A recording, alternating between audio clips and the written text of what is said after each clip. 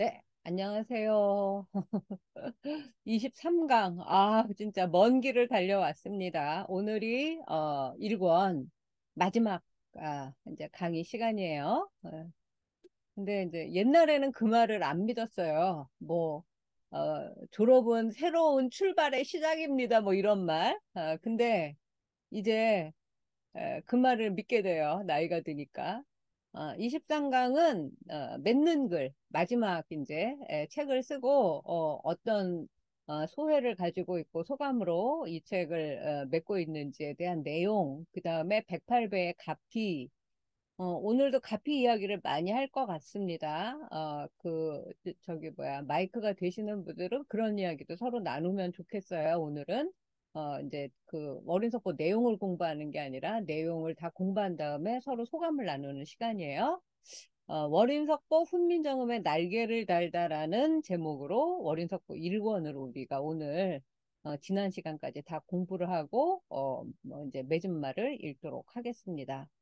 오늘은 2023년 9월 10일 화요일 오후 1시고 동선사 월인석보대학의 저는 터키 에르지에스 대학교 정진원입니다. 음, 오늘 이제 23강 차례인가? 24강인가? 맨날 헷갈려요. 24강 23번째 이야기인가? 285쪽을 이제 읽을 거고요. 맺는 글, 그리고 이제 1권이 어떤 걸 우리가 순서를 공부했는지 순서를 한번 쭉 볼 거고, 그 다음에 월인석보 2권, 월인석보 그대 이름은 한글대장경. 원래는 다음 주부터는 이걸 하기로 되어 있었죠. 근데 요거는 우리 지난 학기에 공부했었기 때문에, 이것도 우리가 한번, 목차만 쭉 훑어보고, 드디어 1년 동안 넘게 기다려 마지 않았던 석보상절 제3권 석보상절 훈민정음 조선대장경의 길을 열다. 요 책에 대한 이제 소개를 하고 오늘 수업을 마치려고 합니다. 어, 이제 우리가 이 책 지금 월인석보 훈민정음의 날개를 달다가 2019년에 조계종 출판사에서 나왔었어요. 이 정진원 제가 지은 거고, 요것도 비슷한데, 이따 3권 한번 보세요. 여기 뭐 세종 또는 세조가 이 책을 쓰고 있고, 소원왕후가 연꽃 속에 이렇게 들어있는 그런 모습의 그림인데, 3권도 비슷합니다. 그래서 요걸 제가 같이 해놨고, 요 석보상절 조선불교의 시작이라는 제목으로 1년 가까이 현대불교에 연재했던 내용을 이번에 이제 책으로 냈죠. 그리고 여러분들에게 꿈에서도 잊지 않아야 돼. 월인석보가 5권의 북인 북, 책 속의 책으로 이루어졌는데 훈민정음의 그 사용 설명서, 훈민정음 언해가 나오고 석가모니의 그 이제 태어날 때부터 입적하실 때까지의 일대기를 8가지 그림, 팔상도로 그렸고 그 다음에 이 세종의 아내에게 바치는 노래, 소원왕후에게 바치는 노래, 월인청강지곡 600곡 정도가 이제 만들어졌고, 그 다음에 그 어머니 소원왕후에게 바치는 극락왕생 발언문, 석보상절을 둘째 아들 수양대군이 썼어요. 그걸 합해서 이제 책을 만들고 또 어려운 내용은 불교 용어 같은 거, 한자어 같은 거는 조선시대의 한글, 훈민정음으로 아주 쉽게 풀이를 해서 이거를 제가 훈민정음 대사전이라고 부르고 있는데 요 5책이 합해서 합본이 된 게 월인석보이다. 요거 여러분 누구한테라도 월인석보가 어떤 책입니까? 할 때 이 5가지를 손가락 하나, 둘, 셋, 넷, 다섯 해서 읽으셔야 돼, 그러니까 외우셔야 돼요. 그래서 오늘은 24번째 이야기인데 맺는 글. 이 걸 공부하면서 제가 그 가피를 느꼈던 그런 내용, 그 다음에 108배 공덕 그런 이야기를 좀 읽으려고 하고요. 그동안 우리가 공부해온 내용이 월인석보에 대해서, 그리고 봉선사가 왜 월인석보에서 그 펼쳐져야 하는지 법석이 그거에 대한 소개를 했고, 그 다음에 월인석보의 주인공은 소원왕후, 여자 세종이라고 제가 부르죠. 그리고 석고상절 서문, 머릿말, 월인석고 서문, 그리고 이거를 두 가지를 다 쓴 인간 세조의 인간적인 그 슬픈 뒷모습, 그리고 월인석보의 정말 중요한 핵심, 그 월인석보라는 책이 발언하고 공덕을 짓는 것은 극락왕생 발언, 월인 청강지곡의 의미, 석고상절의 의미, 그리고 이제 본문으로 들어와서 고타마 붓다와 야수다라가 되기 전에 전생, 선해와 구이에 대한 이야기. 그리고 광릉에 이제 잠들어 계신 세조와 정의왕후가 어떻게 봉선사를 창건하고 지금까지 이 600년의 역사를 이어왔는지, 그리고 선혜가 전생에 비구였는데 다음 생에 이제 석가모니 수기를 받는 내용, 그리고 우리가 사는 인간 세상 남선부주, 남연부주에 대한 내용, 그리고 우주의 끝, 지옥이란 어떤 곳인가, 지옥의 세계, 수미상과 사천왕천, 도리천과 욕계 육천, 그 다음에 욕계, 색계, 무색계, 3개의 불교 우주관, 그리고 그 불교의 우주 속에 살고 있는 인간들의 탄생, 고타마, 구담시가 이제 등장하는 그런 이야기, 그리고 처음에는 어, 목의 중심에 행복하고 평등한 세상으로 시작이 되었다라는 이야기, 그리고 그 다음에 시간이 성주 괴공으로 이제 공간에 대한 이야기를 했으면 시간에 대한 이야기. 그리고 과거, 현재, 미래 3세의 겁에 대한 이야기. 그리고 부처님의 과거 부처님, 현세 부처님, 미래 부처님 이야기 지난 시간에 했어요. 예. 그리고 이제 월인석보와 108 이야기를 오늘 할 거고요. 이 교종본찰 봉선사 이야기는 또 제가 새로 강의하면서 두고두고 하려고 합니다. 그래서 21세기 봉선사는 교정본찰로서 한국의 교정본찰만이 아니라 세계 교정본찰로서 우뚝 서야지 될 것이다. 이런 이야기들을 이제 하려고 합니다. 그리고 이제 월인석보 제2권에 해당되는 박이정 출판사에서 2021년도 제가 터키 대학에 가기 직전에 출간한 책 이름은 월인석보, 그대 이름은 한글 대장경이었어요. 그리고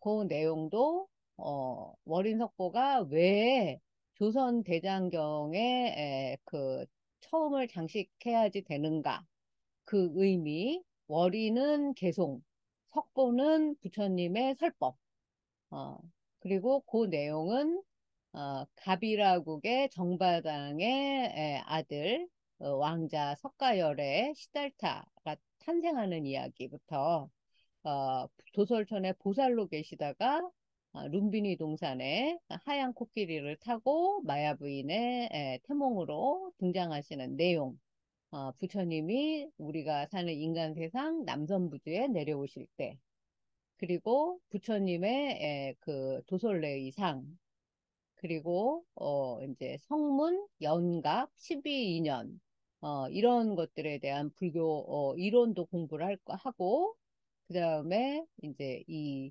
협주의 세계에서 유기에 관한 거, 색성향 미촉법, 뭐 안이비 설신의 이런 또 불교 이론이 이권에는 많이 나오죠.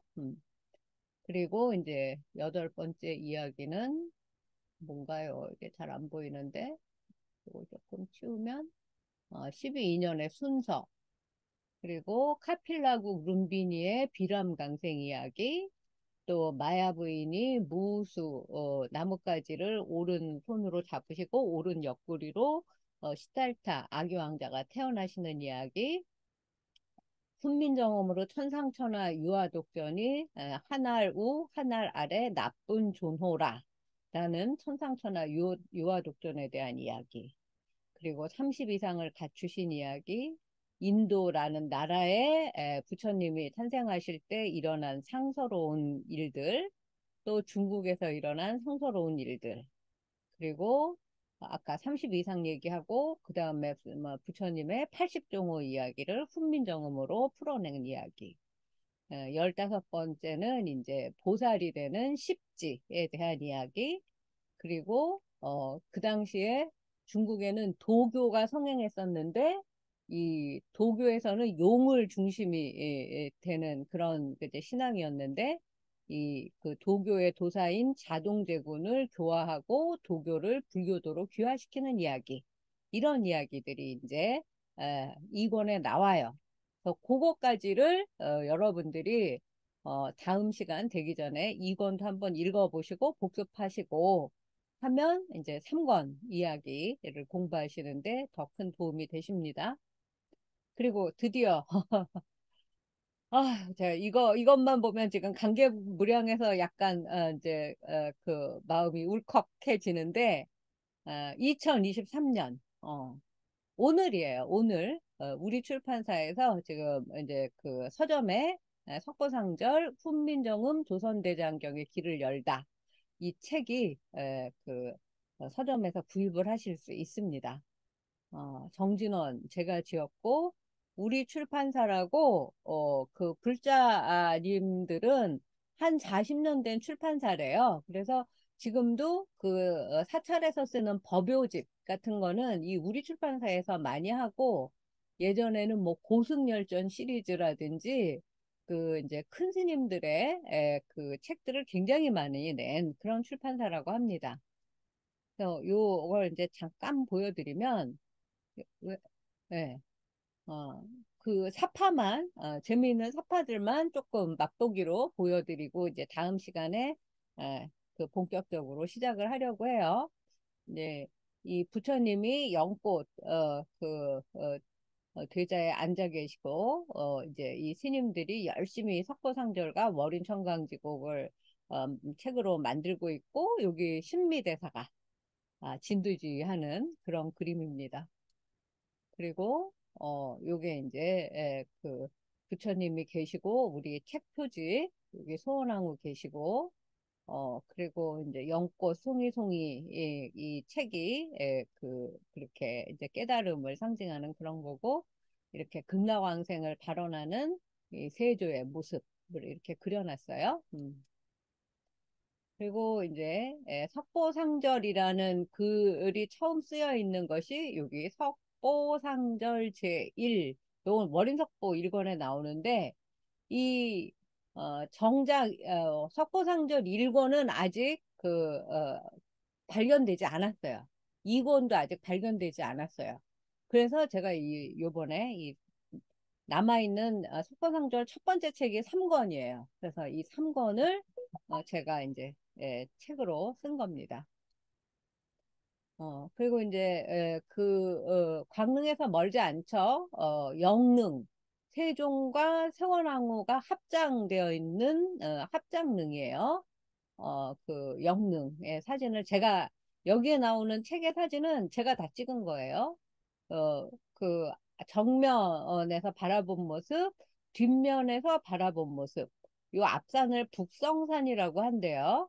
근데 여기 지금 약간 둔덕이 그 도드라진 요 부분이 아주 명당의 혈자리라고 해요. 그래서 여기에 가서 발언을 하고 기도를 하면 꼭 성취가 된다고 하니까 영릉에 한번 꼭 가서 어, 원하는 그 발언하시는 일이 있으면 기도 한번 해보시면 좋을 것 같아요. 그리고 이제 그 월인 청강기곡 요 그림을 가지고 이제 그 성파 종종 스님 그 추천사 사파로도 썼는데, 요 그림도 그 이제 잘 그려져서 제가 여기에다 넣었고, 요게 이제 하나의 걸로 이제 그림으로 이렇게 연결이 되는 거예요. 세종이 계시고 수양대군이 있는 그런 모습이에요. 네. 그리고 지금 이제 제가 이렇게 생긴 책을 가지고 이 책을 석보상절 상권 훈민정음 조선대장경의 길을 열다를 썼는데 그동안 봐왔던 것처럼 책이 깨끗하지가 않죠. 여기 석고상절의 석자는 글자가 다 해져서 보이지도 않고 이렇게 막 흐리 멍텅하고 이렇게 된 이유는 뭐냐면 책을 잘 보관하지 못한 이유도 크지만 원래 이거는 원래 좋은 책을 만들고 그 한참 지난 다음에 그 책을 다시 그 어, 종이를 나무에 덮어갖고 다시 한번 복각을 했다고 그래요. 그래서 이게 조금 그 품질이 좋지 않아요. 그래서 글자가 틀린 것도 막 있고 그래서 그런 걸 잘 보면서 번역을 했어야 돼서 제가 가끔가다 이 그 목판이 잘못 이제 그 저기 인쇄가 이제 그 판각이 된 것들은 빨간 글씨로 제가 바꿔놨어요. 원래는 이런 글자로 새겨져야 되는데 잘못 새겨진 겁니다. 그래서 그런 거를 찾는 것도 아주 깨알 같은 재미라고 할 수가 있어요. 그리고 요 부분만 해서 요거 속 표지로 쓴 거예요. 이 부처님의 상호가 되게 아름다우시죠? 예. 그리고 요게 이제 사문유관. 이 석보상절의 그 여러 내용들이 다 이제 가슴에 와닿지만 이 사문유관 이게 이제 그 저기 뭐죠? 이 서쪽에 그 이제 생로병사의 사에 해당되는 부분, 사람이 죽어가서 이제 그 관에 싣고 장례 지내러 가는 모습이고, 여기는 북쪽에 정거천이라는 하늘의 신이 스님으로 변장을 해가지고 이 바루를 들고 이 석장을 짚고 아주 여여한 모습으로 출가를 권하는 그런 모습이에요. 요 사파도 제가 고증을 몇 번이나 하도록 해서 요거 이제 그 벌레를 잡아먹는 이제 그 생로병사의 그 생에 해당되는 부분. 그다음에 늙어서 이렇게 지팡이를 짚고 걸어가는 노인의 모습. 그래서 병이 나서 이렇게 피골이 상접해서 누워 있는 병자의 모습. 이런 것들을 이 성 바깥에서 보게 되는 내용을 담고 있어요. 이게 정말 우리 가슴에 심금을 울리는 아름다운 문장으로 이제 쓰여져 있어서 아마 저랑 같이 공부하면서 읽다가 어, 우시는 분들도 계실 거라고 생각해요.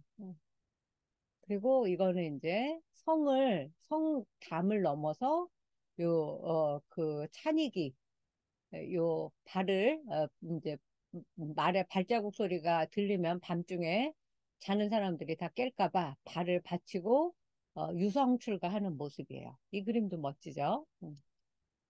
그리고 이제 고행을 하시는 모습. 그리고 이제 수자타의 공양을 받고 이제 그 기운을 차리셔서 정각을 이루시는 모습은 요 수자타 그 소녀 우유죽을 공양한 수자타 소녀의 공양탑이에요. 그 보드가야에 가면 있어요. 그래서 그 사진도 제가 직접 찍은 걸 올려놨고 그리고 이제 정각을 이루셔서 이제 이 요음들이 기뻐하고 파랑새가 춤을 추는 그런 모습들. 그리고 이제 요거 어린 청강지고 요거는 또 저기 뭐야 그 어제 만난 그 통도사의 종정 스님 추천사인데 한번 또 우리 전문 낭송가 이민미 선생님이 읽어보실까요? 네.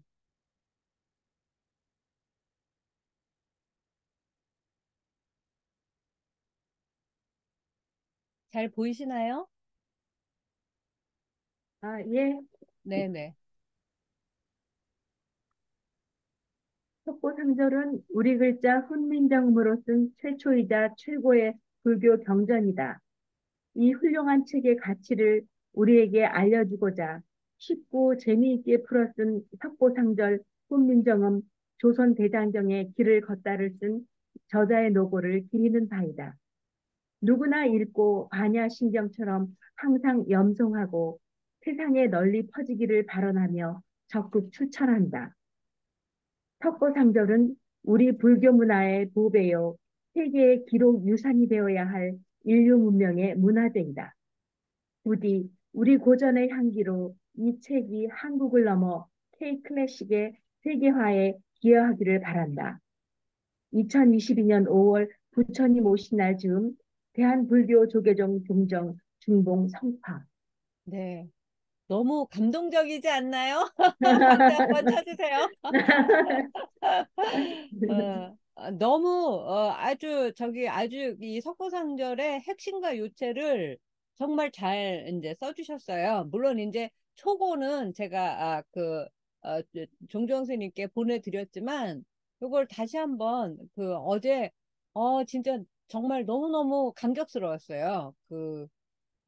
종정 스님이 그 우리 출판사 전무님하고 제가 둘이 이제 찾아뵀는데 이 책에 대한 설명을 이제 물어보시고 소원왕후가 언제 돌아가셨는지, 세종은 왜 그 아내에게 바치는 노래 월인청강지곡을 쓸 수밖에 없었는지, 수양대군은 그 석고상절을 쓰고 왜 아버지 돌아가신 다음에 자기가 왕이 돼서 월인청강지곡하고 석고상절을 합친 월인석보라는 책을 만들게 되었는지 이런 거를 아주 차근차근 물어보셨어요. 그러시더니 이제 일어나시더니 뒤에서 뭔가 이제 부시럭거리는 소리가 들리는 거예요. 근데 제가 뭐를 이제 말씀을 드렸냐면 이제 스님이 훈민정음에 굉장히 조예가 깊고 제가 종정 스님은 그냥 역대 제가 종정 스님을 잘 뵌 적은 없지만 진짜 천재세요. 예술가로도 천재고, 제가 그분을 뭐 몇박 며칠을 인터뷰해가지고, 그 한 1년 정도, 통도사 방장 스님 소임 시절에 통도사 방장 스님이 들려주시는 통도사 옛 이야기, 뭐 이런 주제의 글을 연재한 적이 있는데, 우리나라의 쪽빛 염색 있잖아요. 그거, 뭐, 감지라고 보통 해요. 그 감색, 나는 그 쪽으로 염색을 해서, 금가루, 은가루로 쓰는 거 있잖아요. 금리, 은리로, 이제 사경을 하는 거. 그 쪽 염색이 그 일제강점기 때 다 없어졌대요. 근데 그거를 복원을 해내신 거예요. 쪽을 구해다가 전국을 돌아다니면서 어, 그 무슨 문익점이 모카시 새알 갖고 와가지고 그 이제 면화를 키우듯이 쪽을 키워서 쪽 염색에 성공을 하신 이야기. 그리고 또 한지, 조선 한지의 기술이 다 사라졌대요. 근데 또 조선 한지 그 당나무를 일일이 키워서 그 뭐 물에 뭐 담가서 뭐 얼마 동안을 두었다가 몇 번을 어떻게 뭐 손이 말도 못하게 많이 가는 그런 걸로 해서 또 닭종이로 한지를 재현하는데 또 성공하신 이야기. 응. 그리고 뭐 또, 하여튼 뭐, 그 오칠로 염색을, 제가 머문 스님이 제공한 숙소가 토굴, 그 이제 조그만, 이제 집이었는데, 천장, 벽, 바닥, 전부 다 옷으로 그런 집을 처음 봤어요. 뭐, 머리부터 발끝까지가 아니라 온 집안이 다 오칠로 이제 칠이 되어 있는, 그런 집에 이제 제가 머물러 봤고, 그리고, 한문도 잘하셔서 한시도 잘 지으시고, 역사에도 굉장히 조예가 깊으시고, 보통은 뭐 삼국유사라든지, 무슨 월인석보라든지, 이런 거를, 아시는 그 연배 스님들이 잘 안 계신데, 그 통도사가 또, 그 삼국유사에 나오는 자장율사가 지은 절이거든요. 진신살이 모셔져 있고. 그래서 삼국유사에 대한 이야기, 월인석보, 훈민정음에 대한 이야기를 정말 뭐 거의 아라비안 나이트처럼 뭐 매일 밤을 새고 해도 모자랄 지경으로 말씀을 많이 하셨어요. 그분께서 이 석고상절의 그 중요성을 저한테 들으시고 이렇게 이제 써주신 거예요. 석고상절은 우리 글자 훈민정음으로 쓴 최초이자 최고의 불교 경전입니다. 이 훌륭한 책의 가치를 우리에게 알려주고자 쉽고 재미있게 풀어 쓴 석보상절 훈민정음 조선대장경의 길을 걷다를 쓴 저자의 노고를 기리는 바입니다. 누구나 읽고 반야신경처럼, 이게 중요하죠. 반야신경처럼 항상 염송하고 세상에 널리 퍼지기를 발언하면서 적극 추천합니다. 석보상절은 우리 불교 문화의 보배요. 세계 기록 유산이 되어야 할 인류 문명의 문화재입니다. 부디 우리 고전의 향기로 이 책이 한국을 넘어서 K 클래식의 세계화에 기여하기를 바랍니다. 대한불교 조계종 종정 중종 성파 씀 이렇게 된 거죠. 요거는 사실은 사인이에요. 그래서 그 스님이 이렇게 쓰셨으니까 이 말씀을 그 우리 그 불자 그리고 그 본말사의 스님들께 한번 법문으로 그 거벌을 해주시든지 말씀을 해주세요. 이렇게 제가 부탁을 드렸는데 그러기 전에 책값을 줘야지 그러면서 그 이제 병풍 뒤로 가시더니 뭔가 주섬주섬 막 부시럭거리는 소리가 나더니 예, 금일봉을 그냥 그막 두툼한 거예요 봉투가 그래갖고 그막 이제 또 전무님한테 그걸 드렸어요 우리 출판사 그랬더니 전무스님이 전무님이 막 어우 이거 너무 큰 돈이라고 막 이렇게 얘기하셔가지고 나는 그 정도의 두툼한 게 이제 얼만큼인지는 모르지만 이제 순간적으로 이거를 그 우리 터키 대학에 책을 이제 보시해 달라고 하는 용도로 써서 유럽 대학하고 중앙아시아 대학에 실크로드에 있는 대학에 그 이제 선생님들이 국제학술대에 모일 때 한 권씩 법보시 하면 이게 유럽과 아시아, 유라시아에 퍼지는 그 포교가 되잖아요. 그렇게 쓰면 좋겠다. 이제 그렇게 말씀을 드리고 이렇게 어, 책을 한 권, 이제 드리고, 금일봉을 받아왔습니다. 그래서 이 기쁨을, 여러분과 함께 제일 먼저 나누고 싶었어요. 그리고 이제, 그 책의 날개에는, 제 양력이 쓰여져 있습니다. 그래서, 이제, 이런 책을 지금 7권째 2016년부터 내고 있는데, 이 책을 낸 다음에 그 1459년에 원인석보가 만들어지고 그 다음에 1461년에 그 강경도감이 만들어지고 그 바로 이듬해 능원경원에 10권이 만들어져요. 10권. 법화경원에도 7권인가? 근데 두꺼워요. 선종영가집 언해. 이거 보시면 다 세조 대왕이 구결을 달고 한계인은 부마인가 공주의 남편인가 뭐 그래요. 김소는 신미대사의 동생이죠. 신미대사가 번역했다. 능원경을. 능원경 우리 또 무슨 도량입니까? 봉선사가 능엄도량이지 않습니까? 월운스님, 운어스님 그 이제 지금 능엄 그 이제 경을 승가대학원까지 두어서 열심히 연구하고 있는 봉선사가 그 이제 뭐라고 할까 그 종주국인 그런 이 능엄경을 강경도감 세우자마자 제일 먼저 만든 책이 능엄경이에요. 그래서 이 봉선사에 왜 능엄도량이 생기고 왜 봉선사에 이 머린석보 대학이 생겼나? 이건 정말 이 600년 전부터 다 예정되어 있던 일이다. 라는 생각이 드는 거죠. 법화경, 우리 지금도 얼마나 법화경 많이 독송하고 사경하시죠? 누가 구결을 달아? 세조대왕이. 그리고 강경도감에서 번역했는데 아마 이 같은 멤버들이 그리고 선종영가집은 선에 대한 그 책인데 이것도 세조대왕이 구결을 달고 신미와 효령대군은 어, 세종대왕의 형님이죠. 어, 그래서 세조의 숙부이기도 한 그래서 세종과 세종의 형제들인 왕자님들 세조와 그 세조의 그 이제 자식들 뭐 며느리 공주 뭐 다 그 왕실 가족이 다 함께 힘을 모아서 만든 게 강정도감 불경 훈민정음이에요. 아미타경 세조가 구결을 달고 번역까지 했어요. 이거 뭐예요? 왜 그랬을까? 아미타경 뭐죠? 아미타불은 극락 왕생의 상징인 그런 부처님이시죠. 극락 정토에 계시는. 그러니까 이분이 얼마나 세조가 부모에 대한 효심이 지극했는지 알 수 있는 거.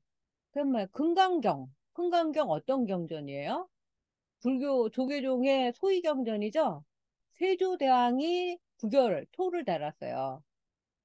여시함은 하사오니 이런 거. 한계이가 번역했고 효령대군 세종의 형님과 그 교종의 우두머리 판교종사 해초 스님이 교정을 봤어요. 반야신경. 지금 뭐 불자라면 반야신경은 다 외우죠. 세조대왕이 구결을 달고 역시 효령대군과 한계이가 번역을 해요. 그러니까 효령대군이 얼마나 대단한 동생 충령인 세종에게 왕위를 물려줬지만 이 불교에 관한하는 불교 대통령이라고 해도 과언이 아니에요. 그래서 우리가 효령대군도 재조명을 할 필요가 있다. 그 다음에 원각경 공부도 꽤 많이 하고 있죠. 어려운 경전이긴 하지만 이 또한 중요한 경전인데 세조대왕이 구결을 달고 신미와 효령대군 한계이가 번역. 잘 보면 어려운 경전, 뭐 차돌능엄이라고 하지 않습니까? 그런 데는 다 신미 스님이 다 번역을 하고 있어요. 그 다음에 모부자 수심결. 이건 아예 그 신미 스님이 번역을 도맡아서 해요. 사법어 신미 스님이 구결달고 번역을 합니다. 그러니까 이렇게 신미 스님이 그 강경도감에서 아주 핵심적인 역할을 했다는 게 능엄경 책에 나와요. 그러면 능엄경을 훈민정음으로 만들 때 어떤 그 순서를 밟느냐? 능언경 한문경전에 하고 하니 하시며 하였노라라는 걸 세조가 정해요. 구결을 달고 그거를 검토하는 건 신미스님이에요. 그러니까 세조와 신미는 거의 뭐라고 할까 뭐 바늘과 실 없으면 서로 안 될 존재들인 거예요. 그 다음에 이 구결이 달린 문장을 소리내어서 읽어가는 걸 이제 누가 하느냐? 정빈한 씨가 하는데 인수대비가 해요. 나중에 인수대비. 의경세자의 부인이에요. 의경세자 누구냐? 세조의 맏아들 20살에 갑자기 그 죽은 왕자죠. 그 다음에 훈민정음을 번역하는데 누가 하느냐? 한계의 세조의 동서. 그 다음에 김수원 신미의 동생이 번역해요. 그 번역한 문장으로 그냥 끝나는 게 아니라 교열, 이제 그 윤문하고 교절하는 거예요. 박권, 윤필상, 노사신, 정효상이라는 당대의 최고의 학자들이 합니다. 그 다음에 이 책에 이제 그 체제를 잡고 그 차례를 정하는 걸 세종의 다섯째 아들 광평대군의 아들이 영순군인데 영순군이 해요. 그리고 한자음을 다는 걸 이 이제 그 지금으로 치면 외대 동식통역대학원 교수들에 해당되는 조변한 조지가 해요. 그리고 그걸 교정을 보는 걸 신미사지 하결학조 우리 여러 번 들었죠. 나란 말싸움에 나오는 스님들. 그리고 그걸 그 고친 거를 보고 오케이 사인을 놓는 거 세조대왕. 그런 다음에 세조 임금님 앞에서 읽는 거는 조두대라고 하는 상궁이 읽어요. 아주 그 낭독을 지금 이미미 선생처럼 잘했던 모양이야. 그래서 이 조씨 두대라고 하는 상궁이 읽는 걸로 이 10단계를 통해서 석고상절도 만들어졌고 월인석고도 만들어졌고 능원경도 만들어졌다라고 아시면 돼요. 그러니까 이런 대단한 책을 지금 우리가 읽습니다. 저 지금 그 석고상절 책 이 10단계 중에서 몇 개나 했을 것 같아요. 글쎄, 일단 구교를 달고, 이제 교정을 보고, 여기까지는 이제 맞는데, 4번부터 막 읽어보는 것까지는 못했어요. 이제 우리 앞으로 이 10단계를 여러분과 같이 해 나가야 되겠죠. 그래서 요번 책은, 제가 처음으로 종정 스님께, 어, 이 책이 제가 쓴 책이어서가 아니라 600년 동안 제목만 알고 내용을 몰랐던 그 진짜 너무나 아름다운 우리 조선대장경을 우리나라 불자라면 누구나 필독서, 불자가 아니더라도 누구나 읽고 세상 모두에게 알려야 할 책이니까 부디 이 책이 많이 그 팔리게 해주세요. 라고 제가 부탁을 진짜 누구한테도 제 책을 사달라고 부탁한 적이 없는데 제가 종정 스님한테까지 부탁을 했는데 그 다음에는 누구한테 못하겠어요. 그래서 제가 또 미국에 살고 있는 미국 대학의 그 이제 도반 교수님이 계세요. 그러니까 그분한테도 제가 부탁을 해갖고 지금 한 10분 전에 또 50만 원 보시해서 또 이 책도 유라시아에 보시하는 기금으로 쓰도록 합니다. 그래서 여러분들은 최소한 한 권 정도씩은 사서 그 친구들에게, 도반들에게 그 법보시 할 수 있는 기회가 됐으면 좋겠고, 이 공부도 아무나 그 할 수 있는 시절 인연을 만나기는 어려워요. 그러나 여러분들께서 이번에는 꼭 한 분의 도반씩 같이 이 공부를 함께 하실 수 있도록 권선해 주시면 감사하겠습니다. 금강경도 마찬가지예요. 요건 이제 나중에 또 하기로 하고, 그래서 이게 제가 좋아하는 월인석보 1권의 그 슬퍼하는 세조의 모습을 그린 그림인데, 이런 마음으로, 제가, 아마 이제 처음에 머릿말 읽을 텐데, 머릿말을 읽다가 또 이제 제가 감정이 조절이 안 될 수도 있을 것 같아요. 내일 우리 그 이제 문화부 관계자들 모셔놓고 간담회 하면서 그 머릿말 부분을 읽을 건데 내가 누구 앞에서 막 이렇게 감정 조절 못하고 목소리 떨리고 막 이런 거는 진짜 원치 않거든요. 그래서 담담하게 내가 내일 간담회 잘할 수 있도록 해달라고 지금 기도하고 있습니다. 태조대왕님께. 예. 그리고 이제 요게 이제 핵심이에요. 세종 어제 월인청강지곡.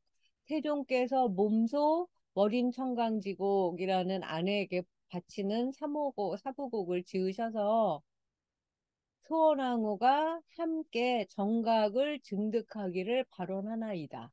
이 뜻이에요. 그러니까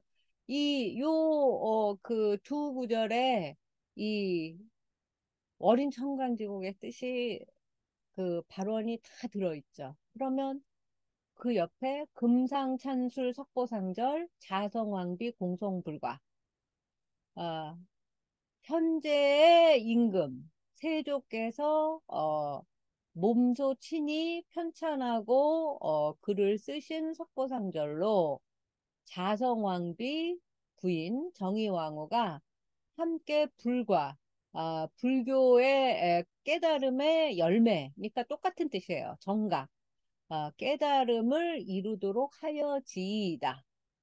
그러니까 우리가 사홍성원 그 서원의 그 모든 사홍성원의 내용 그리고 우리가 성불하십시오라고 인사하잖아요. 불교에서 요 성불하십시오에 대한 이 두 위패의 내용이 월인청강지고 그걸 저는 이제 아내에게 바치는 노래라고 부르기로 했어요. 그리고 석고상절은 어, 어머니에게 바치는 삼호곡이자 극락왕생 발언문. 그래서 이게 얼마나 절절한지 우리가 이제 석고상절 본문을 읽어가면서 앞으로 공부를 해 나가려고 합니다. 어때요? 재미있을 것 같죠? 어, 네, 이렇게 이제 그리고 이제 우리가 공부했던 거 아까 말했던 108장을 집어넣으려고 했는데 이렇게 됐네요. 음, 그리고 이제 지금 네이버를 보시면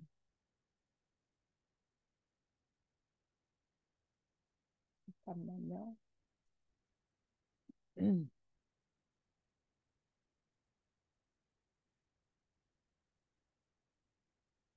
이제 막 어, 정진원 석고상절 치면 이게 보이시죠?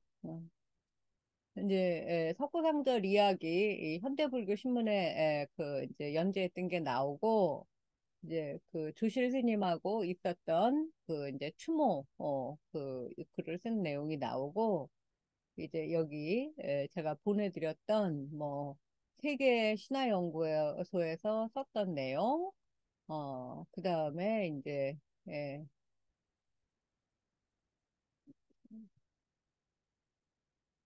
뉴스에 인터뷰 365에 나왔던 내용, 그 다음에 서울문화투데이 이런 데에서 나왔던 내용들 이게 이제 되어 있고 아마 이제 네이버 도서를 보면 제가 지금 알라딘에는 이 그 표지가 나와 있는데 요 아직 교보에는 표지가 실리질 않았어요.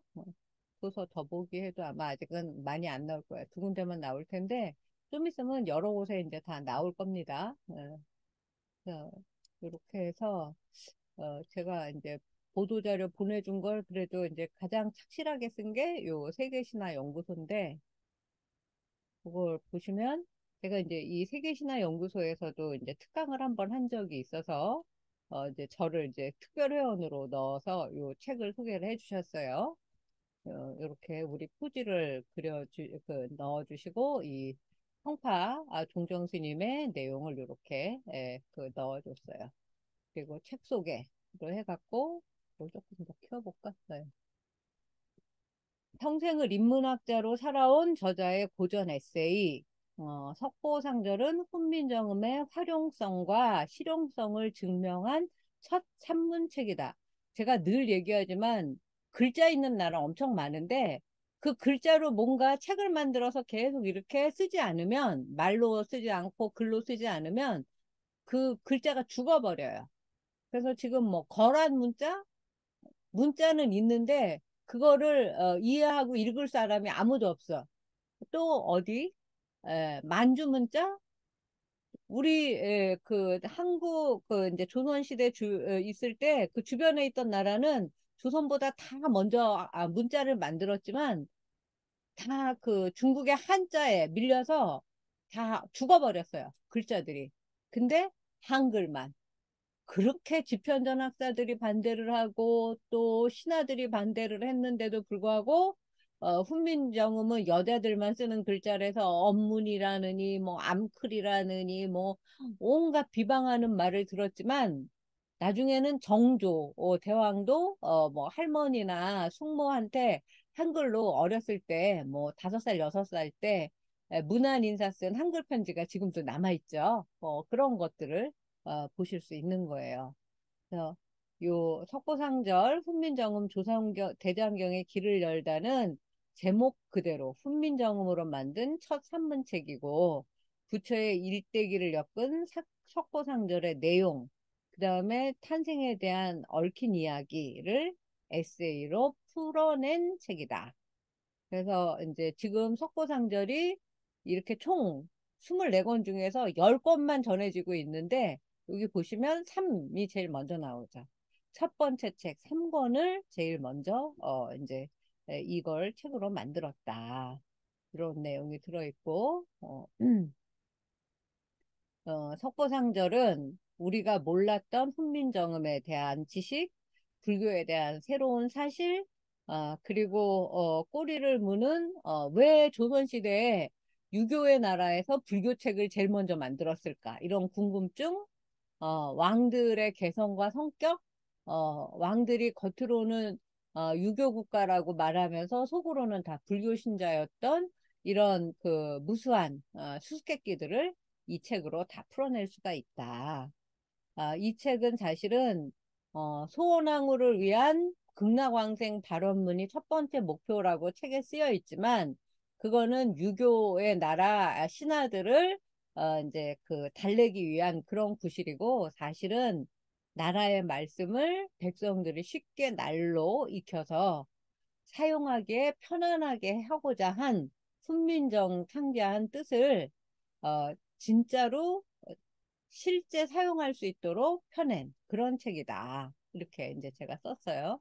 그래서 이런 내용들을 말씀을 드릴 거고, 앞으로, 그리고 이 서문에 보면, 그 아버지 세종이 아내 소원왕후가 돌아가신 것을 이제 슬퍼하는 아들 수양대군을 보고, 엄마의 극락왕생을 위해서 네가 석보를 만들어 번역하는 것이 마땅하겠다라고 하는 명을 내립니다. 그러면서 이때까지 나온 그러니까 고려시대 팔만대장경 여러 그 팔만대장경에서 다 읽고 거기에서 아주 중요한 핵심만 가려내서 특별하게 만든 책이 이 석보상절이라고 그렇게 수양대군이 서문에 쓰고 있어요. 그러면서 10달 만에 24권의 책을 만드는 기적을 이제 보입니다. 그 기적은 하루아침에 이루어진 것 같지만 지금 아까 말씀드린 신미스님 그리고 신미스님을 비롯한 10분의 스님 집단 지성의 힘으로 만들어진 것이다. 이런 이야기를 이 보도자료에 썼고요.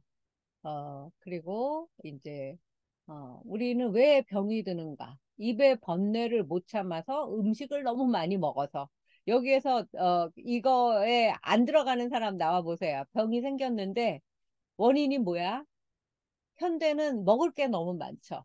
그래서 너무 많이 먹어서 병이 생겨요. 저도 지금 급성 당뇨 지금 몇 년 차인데 저도 그 아직도 야식을 끊지 못했어요.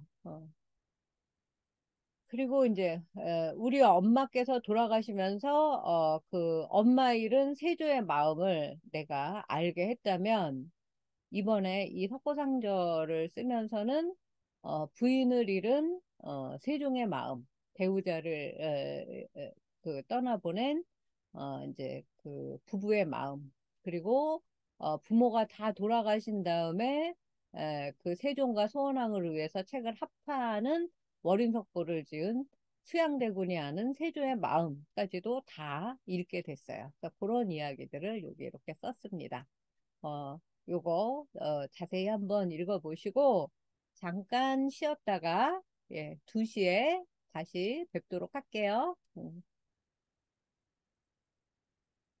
잠깐 쉬세요. 네, 맺는 글 읽도록 하겠습니다. 음, 108배 가피라고 제가 했는데요. 월인석보 1권을 맺으며 108장으로 끝나는 이야기에 대한 저의 소회를 적어서 마무리하고자 합니다. 저는 이제 딸이 고3이 됐을 때가 2014년부터 였는데 이제 딸이 고3이 되고 제가 할 수 있는 일이 별로 없더라고요. 그래서 아침마다 인생의 두 번째 108배를 지금도 하고 있습니다.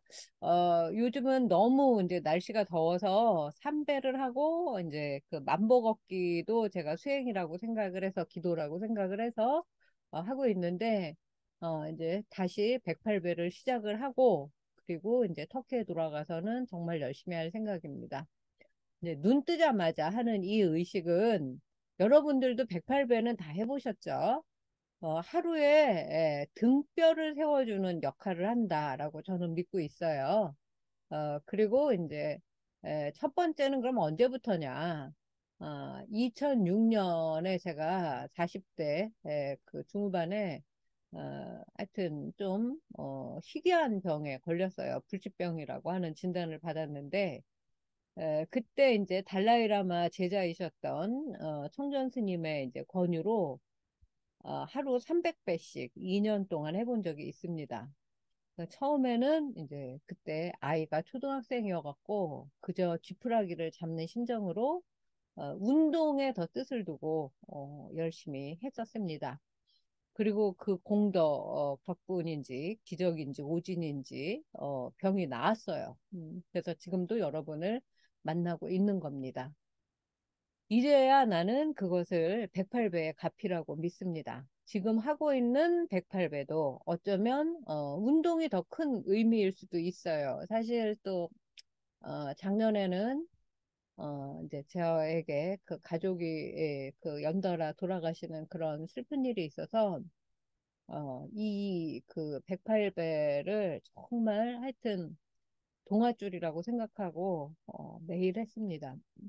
그 티베트의 오체투지 절을 배워서 하고 있는데 우리 그 저기 한국에서 하는 절에 3배가 되는 운동 효과가 있다고 하니까 유튜브에서 티베트절 하는 법 찾아가지고 한번 보시고 집에서 해보시면 됩니다.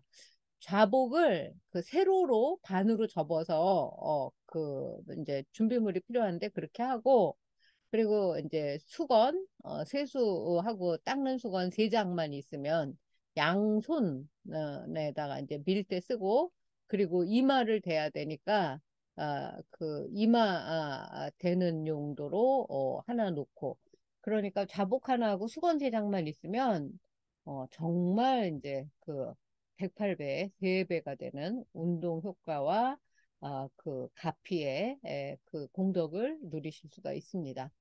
그리고 우리 절은 무릎에 이제 병이 나는 경우가 많은데 티베트 절은 등뼈를 꼿꼿하게 세워주고 무릎이 아프지 않다는 장점이 있어요. 처음에는 저를 위해서 제 병이 낫게 해달라고 했던 그 절을 두 번째는 이제 딸을 위해서 하게 된 셈이죠. 그리고 그 기도를 가르쳐주고 병이 나았을 때, 병이 처음 생겼을 때 인도 다람살로로 와서 요양을 하라고 권해주셨던 청전 스님이 계십니다. 그때 또 기도하는 법을 가르쳐 주셨는데, 기도는 크게 하는 거라고. 그러니까 뭐, 나만, 병 낫게 해주세요가 아니라, 세상의 모든 유정무정의 건강과 행복, 극락왕생을 위해서 절을 하고 기도를 하면, 그 유정무정의 건강과 행복이 다 나에게도 해당이 되고 또 돌아가신 분들의 극락왕생도 뭐 내 가족, 뭐 내 부모, 나랑 가까운 사람만을 위한 극락왕생이 아니라 이 우주의 유주무주 영가들을 위한 극락왕생을 하면 그 안에 내 가족도, 내 지인도, 내 절친도 다 들어있다는 말씀을 해주셨어요. 어, 저를 이제 그 108배를 하노라면, 이제 자연스럽게 그 안에, 자기 자신이 기도하고자 하는 나와 나의 가족, 내가 사랑하는 모든 이들이 포함되는 큰 기도를 이제 하게 됩니다. 그리고 그들에 대한 축원까지, 어, 귀결되고 있음을 나날이 믿을 수밖에 없어요. 제가 하도 처음에 이상해서 제가 아는 그 스님께 여쭤본 적이 있어요. 내가 딸을 위해서 열심히 기도를 하니까 딸은 뭐 이렇게 좋아지는 기미가 안 보이는데 저에게 계속 좋은 일이 생기는 거예요. 그래서 이게 웬일인가? 내가 딸을 위해서 108배를 하고 있는데 왜 나한테만 좋은 일이 계속되는가? 너무 의아하다. 그렇게 이제 스님한테 여쭤보니까 스님이 너무 명쾌하게 응, 그게 참칠제야. 그렇게 대답을 해주셨어요. 기도를 이제 그 올리는 그 저에게 3개의 좋은 일이 있으면 딸에게는 7개 좋은 일이 생긴다.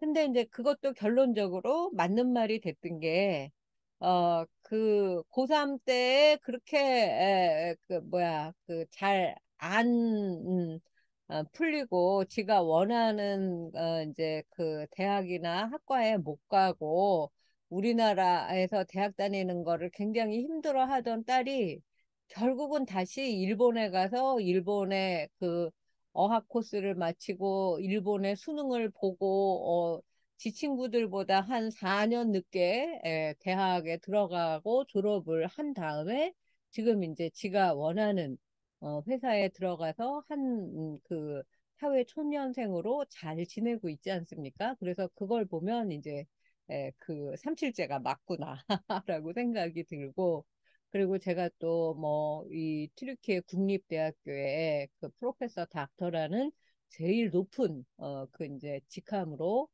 강의를 하게 된 것도 다 이 108배의 값이라고 믿고 있습니다. 그리해서 나의 경험에 비추어 세조의 마음을 헤아려 봤어요. 아버지 세종의 월인 청강지곡과 자신의 석고상절로 조선의 기반을 굳건히 하고 싶었겠구나. 그런 모습에 그 사람이 보였어요. 조카 단종을 비롯해서 사육신, 생육신, 뭐 그 소용돌이 그 계유정난이라고 하는 그런 이제 피바람을 겪고 왕이 되지 않습니까? 거기에 이제 그걸 반대했던 동생 안평대군마저 이제 사약을 내려서 죽게 한 다음에 세조라는 왕이 되죠. 그가 잡은 왕권은 고작 13년, 14년 정도였어요. 1447년, 1437년에 조카, 이건 잘못 쓴 것 같은데, 에, 57년이나 이랬을 것 같아요. 사약을 받은 해에는 아들 의경세자도 20살에 병으로 요절을 한 해예요. 아마 1457년인 것 같습니다. 얼마나 무섭고 그 개인적으로 괴로웠을까 하는 생각이 들죠. 어, 벌 받는다고 생각했겠죠. 자기가 받아야 할 천벌을 아들이 대신 받았다고 생각을 했겠죠. 어떤 부모도 자기 대신 자식이 벌을 받아서 죽기를 원하는 부모는 없을 거예요. 그러고 나서 이제 세조가 1468년에 죽고 난 다음에 이제 후계가 된 둘째 아들 예종도 또 1년 만에 에, 죽습니다. 그리고 이제 성종, 예종의 둘째 아들이 성종이 되는 거죠.